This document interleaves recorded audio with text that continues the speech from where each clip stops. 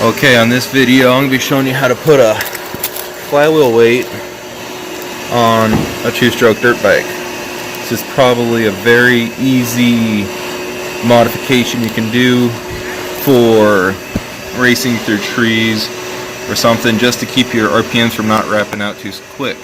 So stay tuned and enjoy. First off, you want to go around and take out these 8mm 6x1 bolts to access the flywheel.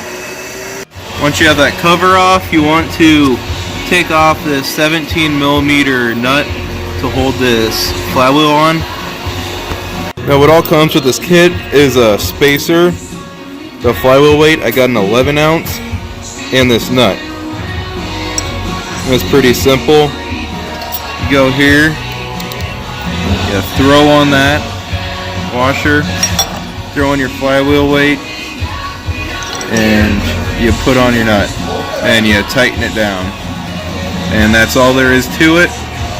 And then you go throw on your stator cover there, and you're ready to roll.